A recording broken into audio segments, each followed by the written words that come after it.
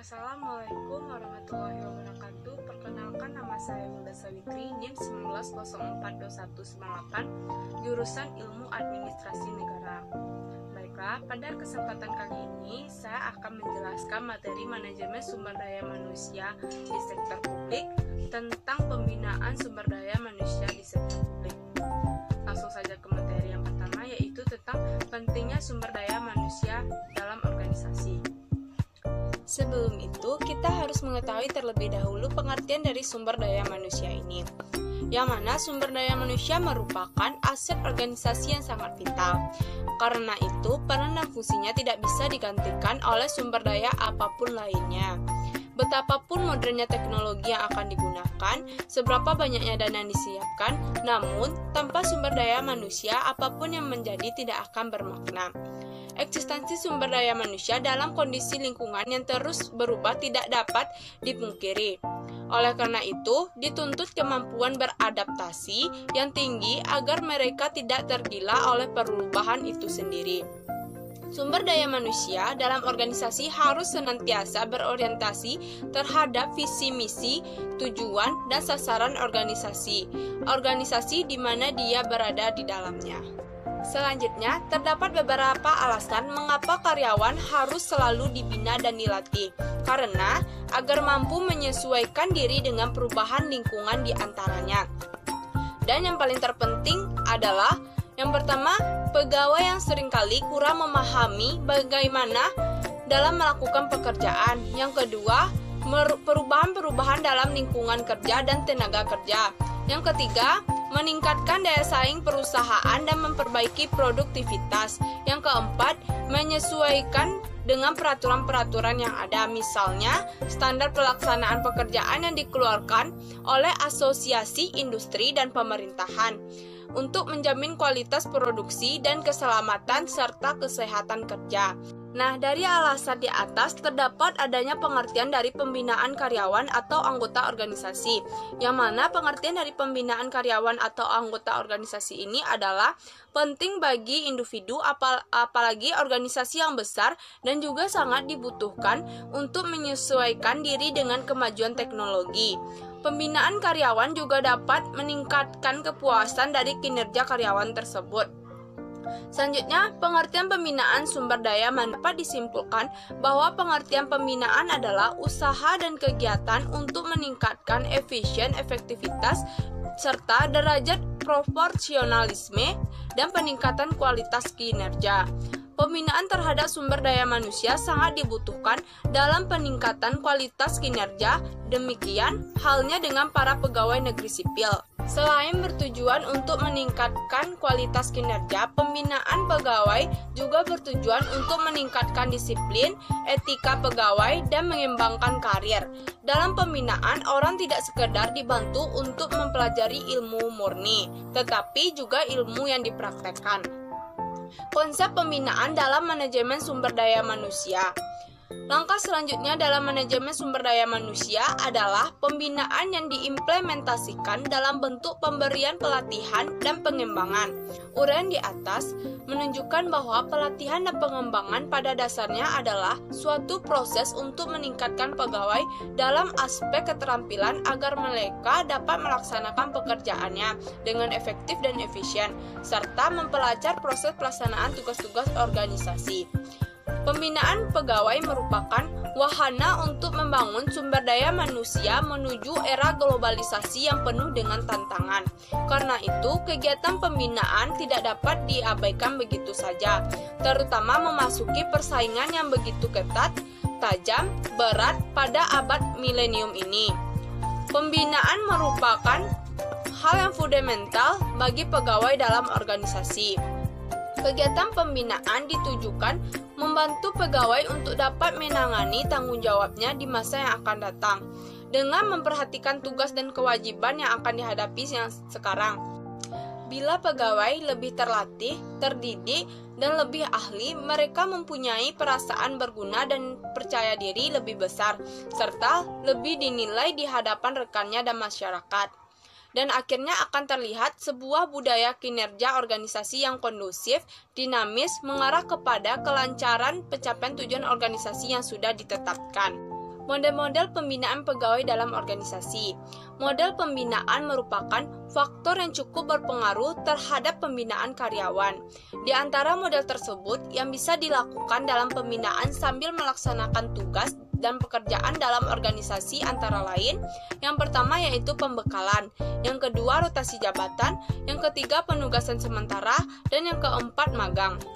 Sedangkan model-model pembinaan yang dilaksanakan di luar tugas-tugas organisasi sehari-hari dapat dilakukan antara lain, yang pertama ceramah biasa, yang kedua teknik diskusi, yang ketiga diskusi kelompok, yang keempat teknik pengumpulan perilaku, yang kelima teknik magang, dan yang terakhir teknik simulasi. Uraian tentang metode dan model pembinaan karyawan di atas pada dasarnya merupakan saduran dari pemikiran Edwin B. Filippo dan Andrew F. Sikula yang menyatakan bahwa ada beberapa cara dalam melakukan pelatihan, antara lain on-the-job training, demonstrasi dan percobaan, simulasi, pemagangan, serta pelajaran di kelas. Sasaran pokok pembinaan pegawai negeri sipil menurut Wersanto 1989 yaitu yang pertama, memupuk kesetiaan dan ketaatan pegawai kepada Pancasila, Undang-Undang 1945, negara dan pemerintahan. Yang kedua, satuan-satuan organisasi harus mempunyai jumlah komposisi dan mutu pegawai sesuai dengan jenis dan besarnya beban kerja. Yang ketiga, meningkatkan adanya rasa pengabdian, rasa tanggung jawab, kesungguhan, dan kegairahan bekerja bagi segenap pegawai. Yang keempat, mengembangkan sistem karir dan prestasi kerja pegawai sebaik-baiknya.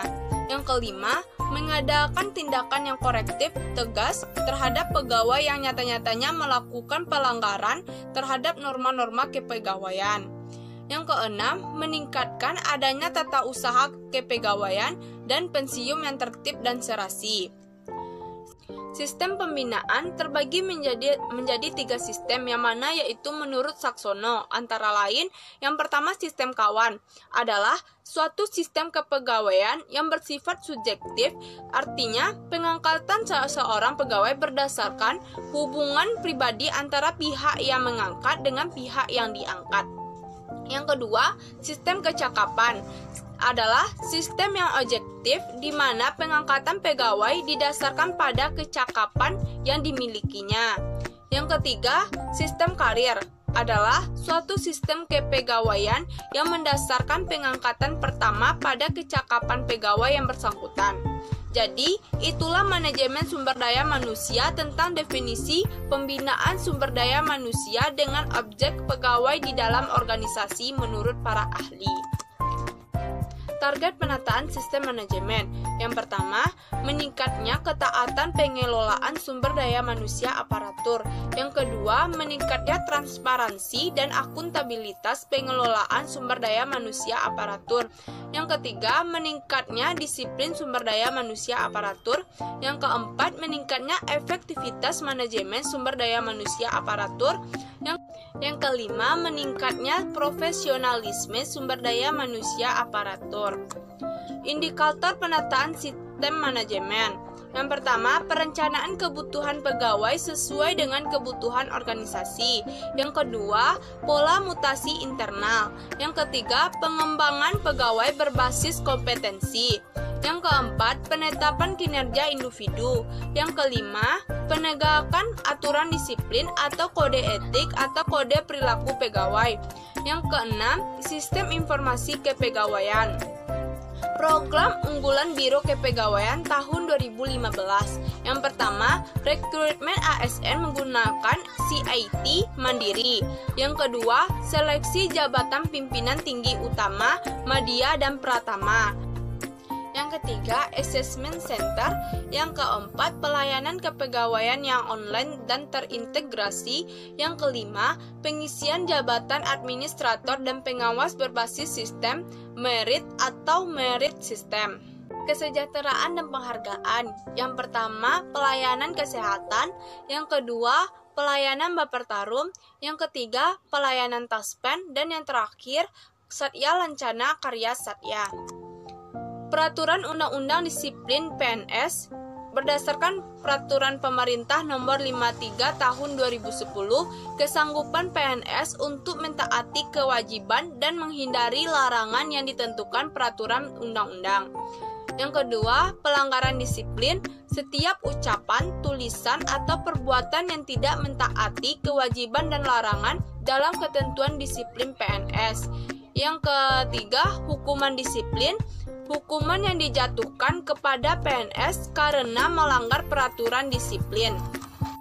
Dan yang terakhir yaitu tentang hukuman disiplin yang diberikan dalam bentuk surat keputusan terhadap PNS yang melakukan pelanggaran disiplin. Jenis hukumannya, yang pertama tingkat ringan, berupa teguran lisan, teguran tertulis, serta pernyataan tidak puas secara tertulis. Yang kedua, hukuman tingkat sedang, yaitu berupa penundaan KGB selama 1 tahun, penundaan KP selama 1 tahun, serta penurunan pangkat setingkat lebih rendah selama 1 tahun. Yang ketiga yaitu jenis hukuman tingkat berat, berupa penurunan pangkat setingkat lebih rendah selama 3 tahun, pemindahan dalam rangka penurunan jabatan setingkat lebih rendah, pembebasan dari jabatan, PDH tidak atas permintaan sendiri sebagai PNS, serta PTDH sebagai PNS. Jadi sekian materi dari saya tentang pembinaan sumber daya manusia di sektor publik. Assalamualaikum warahmatullahi wabarakatuh.